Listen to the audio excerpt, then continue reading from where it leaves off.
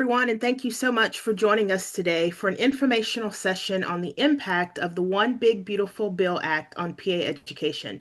I'm Emma Sellers, Chief Recruitment and Engagement Officer at PAEA. During the next hour or so, we will be joined by other professionals at PAEA. Heather Storm, Manager of Recruitment and Engagement, Catherine Majeski, Manager of Government Relations, and Tyler Smith, Chief Policy Officer. After our presentation, we will have time for question and answers. We kindly request that you submit your questions through the question and answer feature available in Zoom. Please note that we will not be able to answer questions specific to individuals, and we encourage you to reach out to your program or your institution with questions that are unique to you or your situation. This session is being recorded, and we will communicate via email how you can find the recording and additional information. Again, thank you so much for joining us today, and I will now turn things over to Heather Storm. Hello, welcome everybody, and thank you for joining us. We're gonna start really quickly with a poll just to see who we have here in the room with us. We have a mix of different groups here from our PA programs. So we're just gonna see quickly what kind of mix we have. So we invited here with us a mix of program directors, faculty, staff, students, financial aid officers, and then looks like other two. This is one of the reasons why, just to reiterate, we want, again, the questions in the Q&A, and then any questions about very specific, like individual loan questions or like background questions, things like that, we might not go over, or we might kind of group together. Or we might direct to your financial aid officer, because we want to try to cover like more broad questions that apply to most of the group. So looks like we have a lot of PA faculty and staff, but a pretty good broad mix overall. So I'm going to close this out. Okay.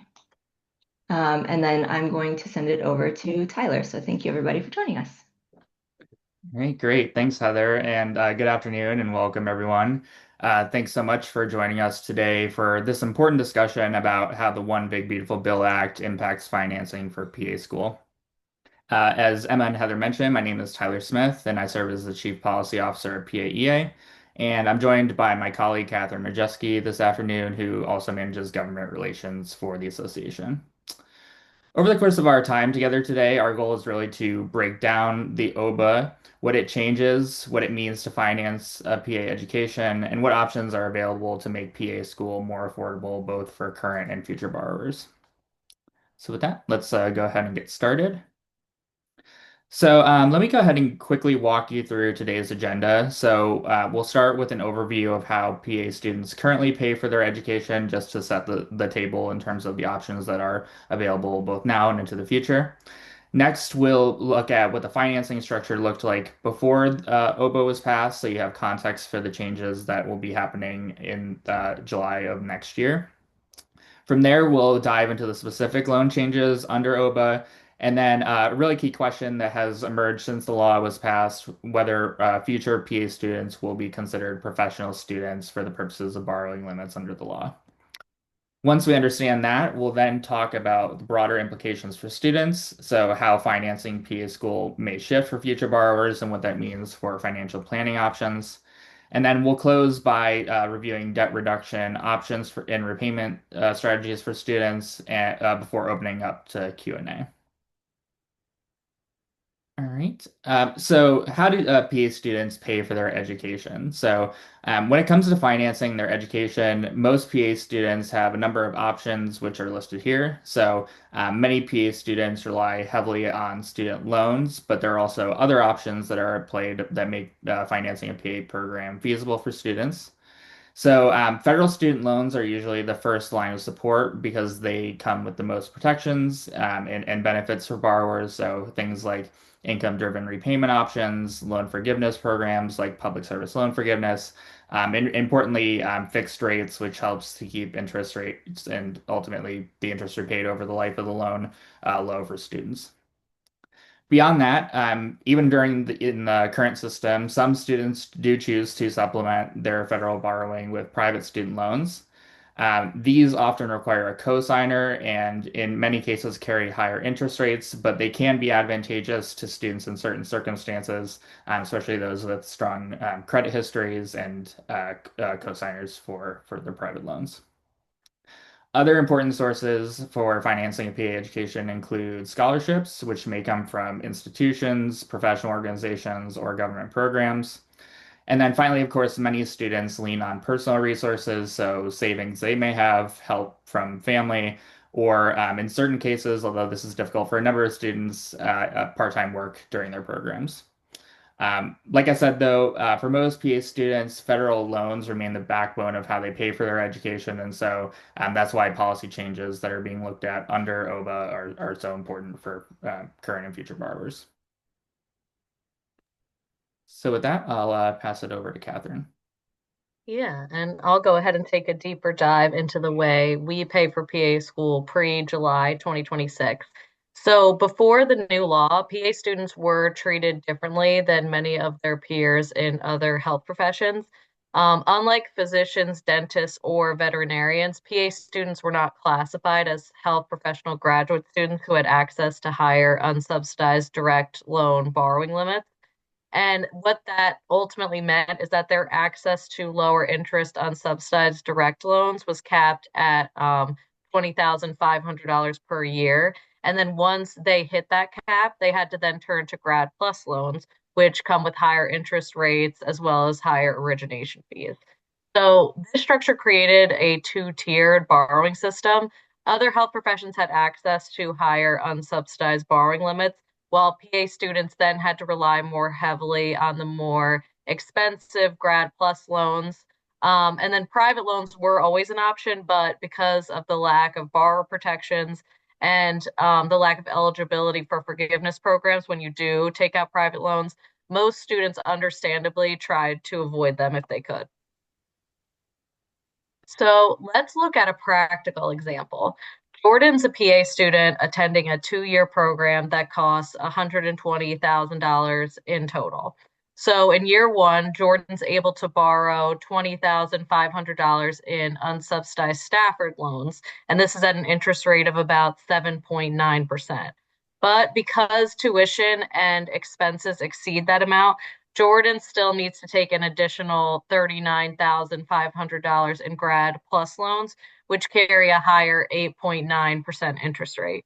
The same situation repeats in year two, except rates have climbed slightly. So at about 8.2% on the Stafford loan and then about 9.2% on the Grad Plus loan. The good news here for Jordan is that they don't need to rely on private loans, meaning they still qualify for federal loan benefits like income-driven repayment and then also for public service loan forgiveness. But the downside is that half or more of their debt is tied up in loans with higher interest rates, which does increase the overall cost of borrowing.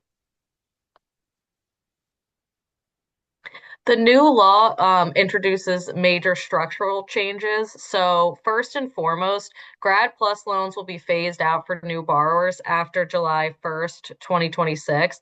And that's a really big deal because these loans have traditionally been the safety net option that allowed students to borrow up to the full cost of attendance. So, in their place, the law creates new unsubsidized direct loan limits. And the way they break down is that graduate students who are not in professional programs will have a $20,500 annual cap and a $100,000 lifetime cap. And then for professional students, on the other hand, they're going to have a $50,000 annual cap and a $200,000 lifetime cap. On top of that, there's a universal lifetime borrowing cap of $257,500 that applies to all federal student loans across the board. So that's both undergraduate and graduate combined. And this new structure is designed to limit how much students can borrow, and it makes the classification of PA students critical. The new law also includes a teach out provision for students who are already in school. So This means that if a student is enrolled in a program of study by June 30th, 2026, and has already taken out a federal loan for that program before that date, they can continue borrowing under the current pre-new law structure until they finish their program. The key here is that you really want to keep in mind what the disbursement date is for your loans. If that disbursement date does fall before July 1st, then you're in the clear and you can borrow under the previous structure. Great. Thanks, Catherine. So with this new structure in mind, the big question really becomes, will PA students be considered professional students under the One Big Beautiful Bill Act? The answer to that determines whether they can access the higher borrowing limits or whether they'll be capped at 20,500 annually, which would leave a significant funding gap for most PA programs across the country. As you can see, this really isn't just an academic question. It directly impacts whether PA school remains financially feasible for many students, and that's why this has really been the focus of PAEA's advocacy since the law was passed. So, getting into the definition, so the law does not give the Department of Education free rein to define professional students however it wants. It does require the department to use the regulatory definition that was in place when the law was enacted as of July of this year. That definition says that a professional degree must meet three key criteria. So it must prepare a student for practice in a given profession. It requires a level of skill beyond the bachelor's degree, and it typically requires licensure. The regulation definition also lists specific examples that are included here, such as pharmacy, dentistry, medicine, law, veterinary medicine, chiropractic, optometry, podiatry, and even theology. What's important to note here is the language that is bolded. However, the list does not specifically does not include all eligible professions, and it includes both doctoral and master's level programs, which makes it clear that this definition isn't intended to be restricted to just doctoral degrees. So in terms of key takeaways, PA programs meet every one of the requirements listed in the law. Completing a PA program is the academic requirement to begin practicing as a PA. All PA programs award a master's degree, which is beyond the bachelor's level, and professional licensure is required to actually practice. As I mentioned, the definition doesn't exclude master's programs. It includes a specific example of one in theology. And by every measure, it's PAEA's position that PA students fit squarely within the definition of professional students provided under OBBBA. Beyond the guidance that PAEA has provided in this space, we also wanted to provide an example of what is publicly being shared by other organizations on this issue. So, on the professional student question, the National Association of Independent Colleges and Universities has advised that PAs, among other professions, are likely to meet the regulatory definition of degree programs that are classified as professional degrees, and that institutions should review all programs for adherence to the stipulations of the regulatory definition before deciding whether to classify their programs as graduate or professional. So with that in mind, we know that there's been a lot of questions from institutions and students in this space. It's important to note that the Department of Education is currently undertaking the negotiated rulemaking process where it's anticipated that they will provide a proposed rule by the end of of this year describing qualifying programs in order to mitigate a lot of the confusion that's been in this space by a non-exhaustive list being provided by Congress. It is important to note that through this process, the department is bound by the statutory definition that Congress put into law. They cannot arbitrarily exclude PAs from the professional student category, and so that gives us a strong basis for confidence and further advocacy as we advocate for clarity through the rulemaking process. So, since July, just speaking to that advocacy, PAEA has vigorously advocated for accurate implementation of the definition of professional student as written in OBBBA. So, ahead of the Department of Education's negotiated rulemaking sessions, PAEA submitted organizational comments on August 20th, emphasizing why PA students meet every component of the criteria included in the law. We similarly joined coalition comments with others impacted by this issue, such as nurse practitioners, psychologists, physical therapists, occupational therapists, and others on August 25th. We continue engaging through the negotiated rulemaking process that began this week and will continue through November. And looking ahead, we'll provide input on the proposed rule later this year, which will be a key opportunity for programs, faculty, and students to be engaged. So with all this in mind, let's go ahead and revisit Jordan's example under the OBBBA rules. So assuming that the department appropriately recognizes the professional student status of PA students, Jordan would then be able to borrow up to $50,000 per year in unsubsidized loans. Given that they would need to finance $120,000 of their cost of attendance, Jordan would be able to cover $100,000 through federal loans, but the last $20,000 would be split in the private market between years 1 and 2. Compared to the pre-OBBBA structure, Jordan would have more access to lower interest on subsidized loans, but also faces a new reliance on private loans to bridge the gap. This trade-off is what many students will have to weigh as they plan for PA school after July of 2026. So what does this all mean in practice? So for some students, especially those in lower cost programs or with personal or family resources, the changes imposed by OBBBA may not actually have a huge effect. But for students in higher cost programs or those who don't have those additional resources to fall back upon, the inability to cover the full cost with of education with federal loans will likely push them into the private lending market. As we discussed, private loans come with fewer protections, higher interest rates, and limited eligibility for forgiveness programs. And so this means that students will need to think more carefully about their financing strategy well in advance, considering scholarships, repayment programs, and employment-based options that can help offset costs. And with that, I'll hand it back over to Catherine. Great. So now that we have a pretty solid understanding of the significance of thinking more carefully in terms of developing a financial strategy to pay for a PA education well in advance, as Tyler said before, I'm going to go ahead and walk through several debt mitigation opportunities that PA students and graduates can consider and utilize to ease their debt burden, starting with the Public Service Loan Forgiveness Program. We refer to it as PSLF. And PSLF allows borrowers to have their remaining federal loan balance forgiven after making 120 qualifying monthly payments. And this is while working full time for either a government or a nonprofit employer. So for PAs, that can include, as an example, working at a federally qualified health center. They could work at a public hospital or even teaching as PA faculty at a nonprofit institution. So all of these roles would be considered eligible for PSLF. The important caveat is that PSLF only applies to federal loans, so private loans that students take out under the new law would not be eligible. Another great option that we recommend is the National Health Service Corps Scholarship Program. So this program provides full payment of tuition and fees plus a living stipend, and this is in exchange for a service commitment in a health professional shortage area.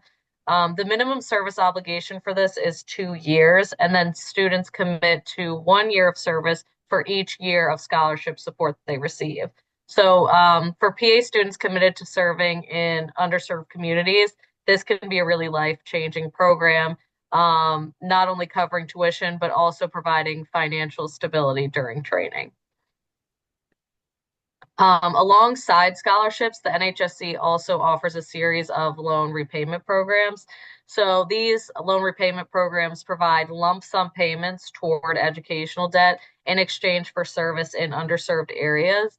The good news here is that these programs can apply to both federal and private loans. That's particularly important under the new law because students may increasingly need to borrow more money from the private sector. Programs like NHSC loan repayment can really help to close that gap, and it's very unique in that sense. And the Department of Veterans Affairs also has a health professional scholarship program. This is specifically for veterans pursuing health professions like becoming a PA. And the program covers tuition and fees and provides a living stipend in exchange for a 2-year service commitment at a VA facility after graduation. For veteran PA students, this can be a really strong option to reduce financial burden while also giving back through service. And then there's also several armed service opportunities as well. So each branch of the armed services offers loan repayment or scholarship opportunities. For example, the Navy, Air Force, and National Guard, they all have health professions loan repayment programs. The award amounts and service commitments do vary depending on the branch, but the key takeaway is that military service can open doors to substantial financial support in exchange for service obligation. And then finally, many private healthcare employers have begun offering loan repayment assistance as part of their recruitment and retention strategies. These programs really do vary widely in terms of repayment amounts and then also service commitments, but they can provide meaningful relief nonetheless. If you are considering your career path after graduation, I highly recommend, and it's definitely worth asking potential employers what kind of loan repayment or tuition support benefits they offer, because these can significantly reduce the long-term financial burden. All right. So just to wrap up before we open up to questions, so as we discussed, the OBBBA makes some pretty big changes to how students finance PA school starting in July of next year. While it does close the door on Grad Plus loans, it also, assuming appropriate application of the professional student designation, expands access to unsubsidized borrowing options for students. Still, in many cases, federal loans won't cover the full cost of attendance for students in particular circumstances, and so that means that future students will need to be proactive, considering scholarships, loan repayment options, military options, as well as employment incentives, as Catherine just mentioned. The bottom line is that while PA school remains financially possible, it will take more upfront planning for future students and awareness of all available financing options on the table. So that concludes our formal presentation. So happy to open the floor now to your questions. So I'll turn it back over to Emma at this point. Thanks, Tyler and Catherine. And just a reminder, Heather and I are going through and we're looking for themes or, overall questions. So we're going to read them. Some may be lumped together. So if you asked a question, just make sure you listen carefully. So Tyler, Emma, I'm sorry. sorry, if I can jump in before you go, because I wanted to address this one Sure. question that we got from the anonymous attendee that I had answered in the chat, but in case because we talked about this at the very beginning, but this might have been somebody who had joined later, and it was a financial aid officer. But on the webinar right now, we have financial aid officers, we have program directors, we have program faculty and staff, but we also have current PA students on the webinar right now, and this is recorded. Afterwards, we will be sharing the recording and the slides with anyone who has registered. But we'll also be putting it public facing on our website for anyone to access, and then we'll be sharing it with our programs, faculty, staff, and current PA students. So if you are with your program, whether you're program director, faculty, staff capacity, or financial aid office, please share this information with your current students. Please share it with anyone that you think this would be beneficial for. That was the full intention of this webinar. Share the recording with your current PA students, share it with your program faculty, share it with your program staff. If you have financial aid staff that couldn't attend at your program, please share the recording with them. So just know that this was open to PA students and they may or may not have been able to attend. But the information is relevant and applicable to them, and we do intend to have it be openly shareable to them. So, okay, go ahead. I'm sorry. Yeah, no, perfect. Thank you for that. And this was an earlier question, and it may have been answered in your conversation about scholarships, but I'll ask it just in case we need to add anything. So, are there any thoughts on the status of the NHSC scholarship and loan repayment programs being impacted under the current administration? Yeah, this is a great question, and I know it arises within the context of a lot of volatility in terms of various federal funding sources. I will say the National Health Service Corps is one of the programs that continue to receive strong funding under the Trump administration's FY26 budget proposal this year. It continues to have bipartisan support, so we're very confident in the future of the NHSC.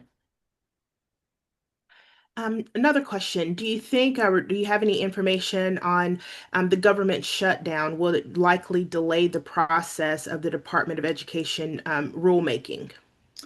Yeah, no, another great question. So, like I mentioned, this week was the first week of what's called negotiated rulemaking, where the department starts to write implementing regulations for laws that are enacted. So there was a contingency plan for rulemaking to be delayed and moved online should a government shutdown have happened.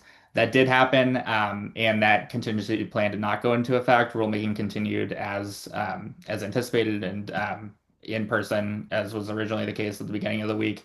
So it's clear from that the administration is placing a high priority on wrapping up these regulations by the end of this year. So stay tuned in terms of how long the government shutdown goes and if that does have an impact down the line. But that's an indication, I think, from the administration about the level of buy-in that they have in getting these rules written.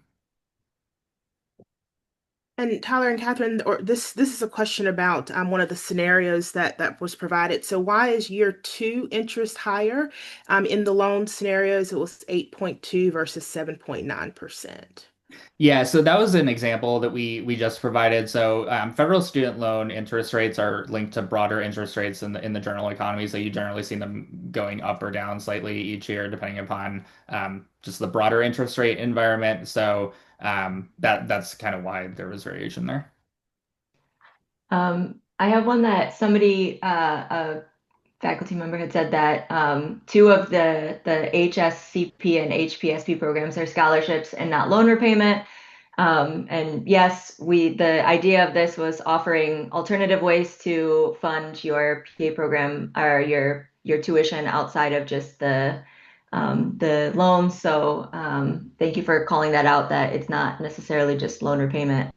Um, and then this is a question, is the VA scholarship only available to veteran PAs, or is it available for any PA agreeing to work for the VA?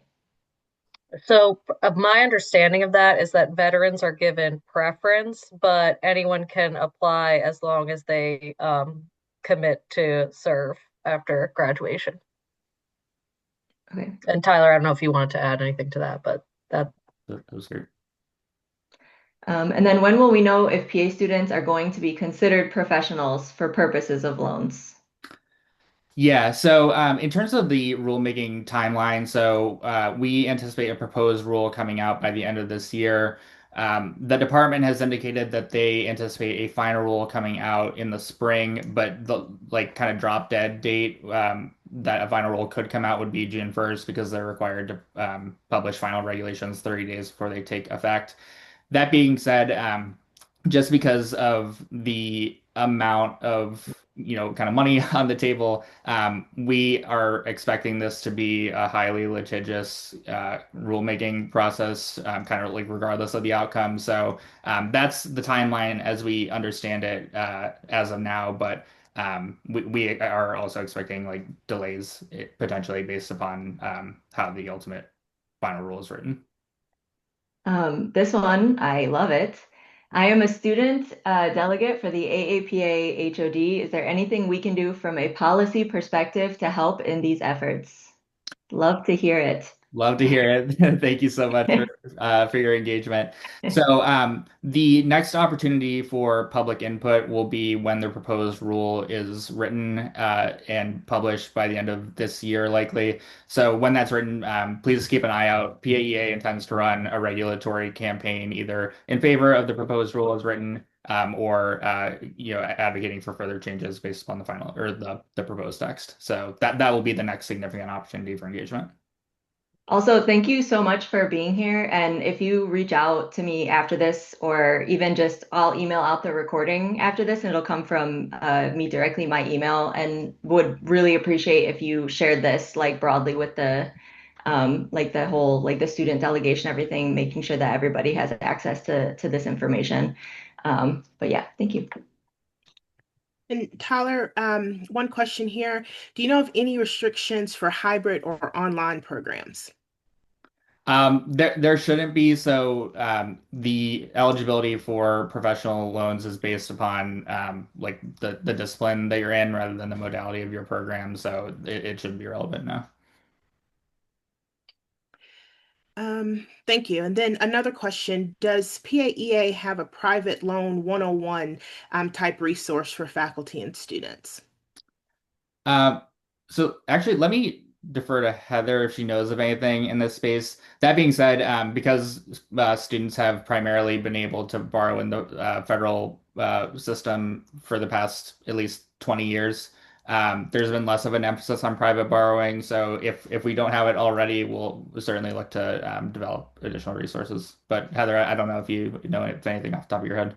Yeah, we don't right now. That could be something that we look into in the future, at least for students. I know in one of our past virtual fairs, we did a kind of like financial planning and financial literacy session for like preparing for PA school and things like that. It wasn't faculty geared, but I think it could be like faculty could listen and help their students prepare. I can find that maybe that recording, and if you reach out to me after, I can maybe share it. It should be on our YouTube as well, but that's all we have right now. I think it's something that we could potentially develop in the future. And then we also have on our webpage the Paying for PA School page on PA Online for our advising and pre-PA resources, and that has a whole list of like both private loans from all of our different like grants and resources. And as we find more private resources or public resources, whatever, we try to add as many as we can and keep them up to date. So you can always check there as well. And Tyler, how will the caps potentially affect programs? Just lost the question. Programs, Iowa, Colorado, Rutgers, Union, for example, that run 3 years. Yes. So I would advise you to check in with your financial aid officers because there are kind of unique quirks between how different universities classify academic years. But just to reiterate what the structure in the law is, so it's $50,000 like annually up to a cap of 200,000. So if your program stretches longer, theoretically you should be able to access more aid. But again, I would defer to institutional financial aid officers on variations between programs based on program length. And Is there any opportunities at this time to help promote the concept of PA education being a professional program? Yeah, I would say again the primary opportunity is going to be during the proposed rule stage. At this point, the regulatory process differs from the legislative process in that there's very prescribed kind of intervention points. So if you are interested in continuing to support our advocacy efforts on this front, definitely keep an eye out towards the end of this year when we see proposed rules from the department. Yeah, and if I could just add something just related to advocating for this designation. I think because this is such a new issue, our advocacy strategy is going to likely evolve over time, and they very well may likely be other opportunities for you to help us with this. And this is an all hands on deck situation. So one thing I will mention, since we have a mixed audience, is that a lot of the times when we promote and push out our advocacy opportunities, we do that through faculty and through the networker. So one thing I just like to emphasize with our members in particular is that we do also want student participation in this as well, but we primarily rely on our members and PA faculty to share these campaigns with their students, and they're more than welcome to do that because we need as many voices as we can. And oftentimes, maybe you don't necessarily know who all is receiving the networker. So I do just want to make that point just so we can maximize participation in this. Go ahead, Heather. Oh, go ahead. I was going to say the NHSC only provides a limited number or a limited amount of scholarships. Do you know how many they provide every year? And is there a cap on how many students how many students at each institution can receive? Yeah, so the number of scholarships varies based upon the level of funding that Congress provides each year. So keep an eye out on the appropriations process to get a sense of that. But there is not a cap on students by institution. This is kind of like an individual application process led by the students. So that's not something that HRSA and the NHSC take into consideration. The one thing that I will point out is typically because of limited funding, the NHSC tends to allocate more of its like financial support to the loan repayment side. So in a typical year, they'll fund anything from 40 to 50% of the loan repayment applications that they receive. On the scholarship side, because it tends to be more generous, it provides theoretically full funding for your program as well as living expenses and things like that. It tends to be a little bit more limited. So like anywhere from like 10 to 20% of scholarships get funded. So for folks who are looking for like a greater chance of getting funded through the NHSC's options, I definitely encourage you to take a look at the loan repayment options because there tend to be more resources provided for awards there.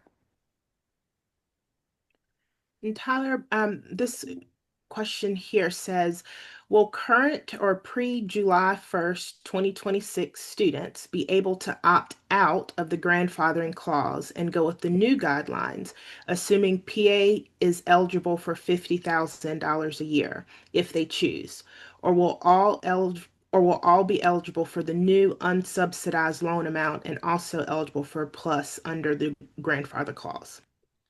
Yeah, this is a great, very nuanced question. So there isn't a lot of discretion for students in terms of like what their borrowing limits are. So like not generally speaking, like absolutely like the new limits will only be available to students that are matriculating and borrowing after July 1st of next year. And if you're a current borrower, you essentially have to continue borrowing under the current system until the changes take effect. And then is there any information available for students who have parents who served who may have access to post 9/11 education benefits? I'll defer that to Heather. I don't know if you might be able to speak to anything in this space. No, I don't have anything for this, at least not at this moment. Yeah, So, if you want to follow up after this, we can explore what might be available. yep, I'll make note of who of this question and we can make sure we follow up.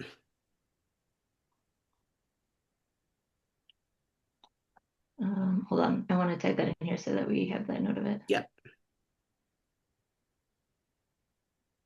Okay, and we're scrolling. Okay, and this question is about a little more in the advocacy space. Is there any collaboration with other professions that are not specifically named as professionals in this advocacy effort? Yeah, and it also is inclusive of professions that are named specifically, so pharmacy, medicine. I'd encourage you, if you haven't already, to take a look at PAEA statements and testimony page. There we upload all public communications that we have, and there's been several with the department ever since OBBBA was enacted, so you can get a look at how sort of all the professions are collaborating on this issue. Thank you. And we have a question this is from a prospective student who's on the call.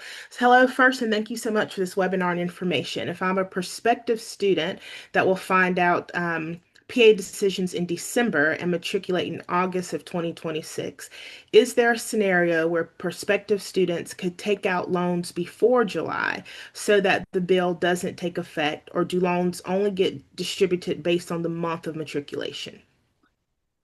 Yeah, so generally speaking, students don't have a lot of autonomy in determining when the loan disbursement dates happen because you are so close to the transition period. Again, I would advise you to check in with your financial aid office just to see like if there's any autonomy here. But as a general rule, there's not a lot of like it's closely linked to like when you matriculate in your program. We have someone asking, are there advocacy efforts that my university and I can do as a program director in the DMV area outside of the public opinion window? Yeah, so I will say, it can always be helpful to make members of Congress aware of issues that occur in the regulatory space. That being said, there are special considerations with regulatory advocacy. So, as part of the proposed rule process, agencies are required to respond to like significant concerns raised by outside stakeholders. So the agency will be required to like issue a formal response as part of its final rule. So I would say, we are doing some work to make the Hill aware of this, and members of Congress are very aware that this is a concern. So I would say, certainly happy to help facilitate those opportunities for folks who are interested. But in terms of making the most substantive impact, it's going to be through the comment process as part of the proposed rule at the end of this year. And Tyler's a question here about how will leave of absence impact students? So if students took a leave of absence but will not be returning until after July 1st, 2026, will they be held to the new loan standard? Yeah, so the way that the law is written, the grandfather provisions are based upon when you first received a loan for the program that you're enrolled in. So if you first borrowed a loan prior to July 1st of 2026, you'll be able to borrow under the existing structure through the completion of the program.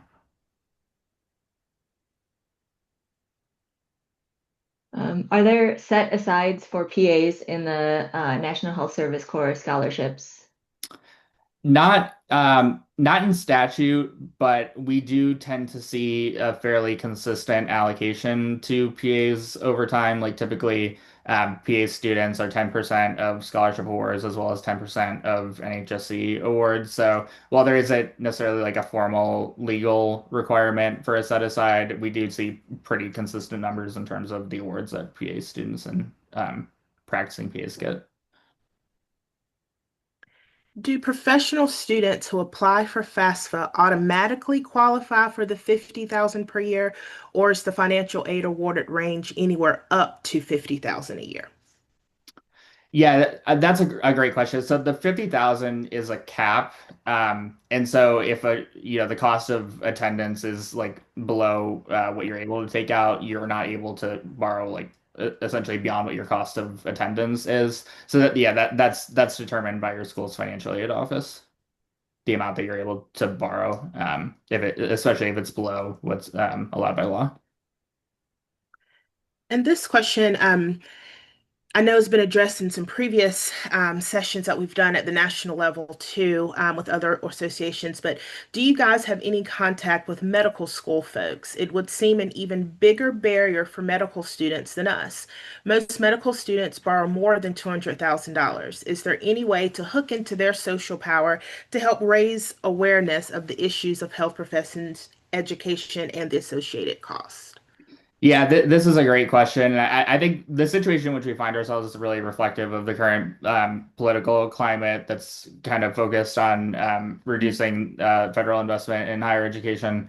So, yeah, they're on the physician side, they are facing a significant funding gap just given the cost of medical school, even though they are explicitly listed already as professional students. So we have worked collaboratively with AAMC, ACOM to really make the concerns that we have in this space known to Congress, and we'll continue advocating for increased access to federal borrowing options as the political climate continues to evolve. Um, uh, Todd Dorn answered the question about the post 9/11 benefits. Thank you, Todd.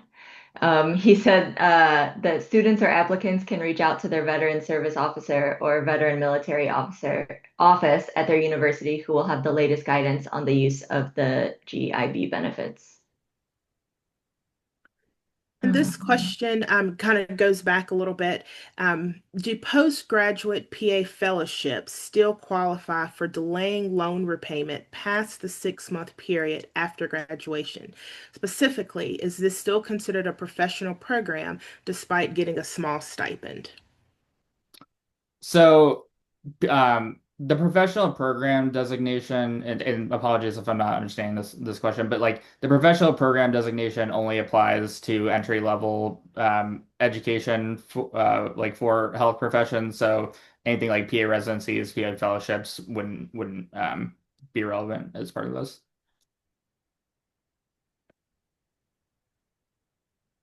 Okay, and Heather, I am scrolling to see if there's several comments. I'm making sure we've hit all of the.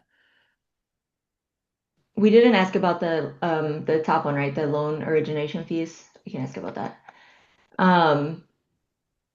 So this one says the loan are the basically are the loan origination fees. I'm just going to read it how it is because I'm not sure how to phrase it into a question. It says, I believe that loan origination fees are less under federal loans. So basically, would there be some potential savings under the new law if PAs are considered professional?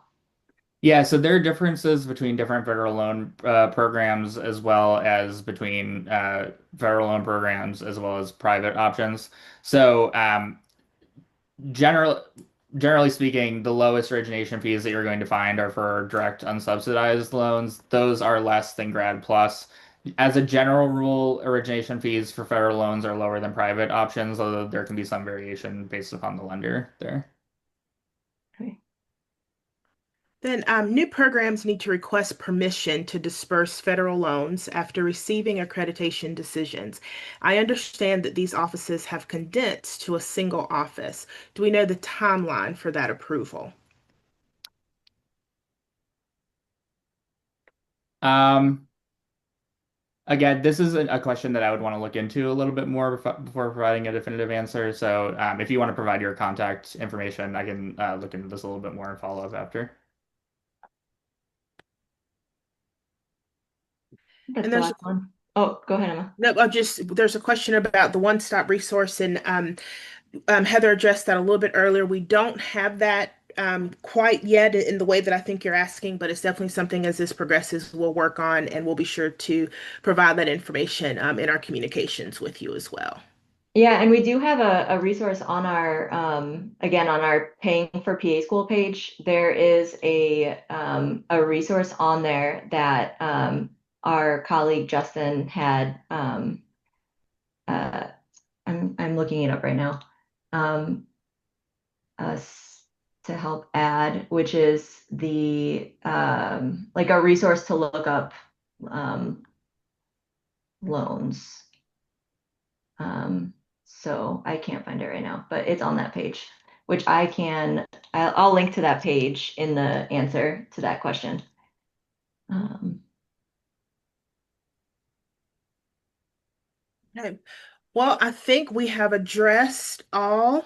Um, Oh, Emma, do you mind if I hop in on one of these? sure, sure.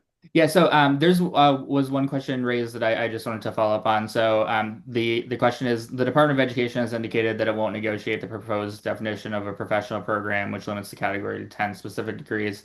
Since PA is not included in this list, do you have any insights about how the implementation by DOE will affect PA student loans?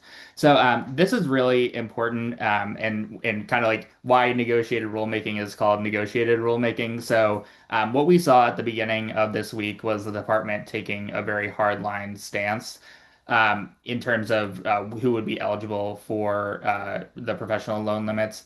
What we've seen over the course of the week as negotiators have pushed back on the department's opinion and outside advocates have reinforced that is the department starting to soften their position. So as of right now, as of us speaking to you, what the department is now proposing is an interim, broadly applicable professional student designation where institutions would be responsible for essentially attesting that their programs are professional.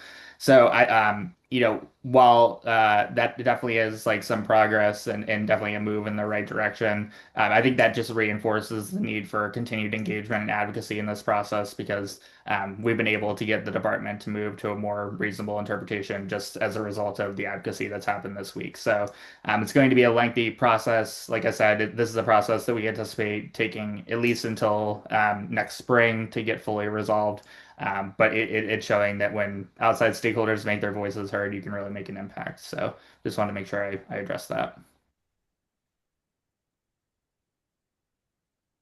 Great, thank you. And just I'll do a final last call if anyone wants to type anything in, because we definitely want to make sure all questions are addressed.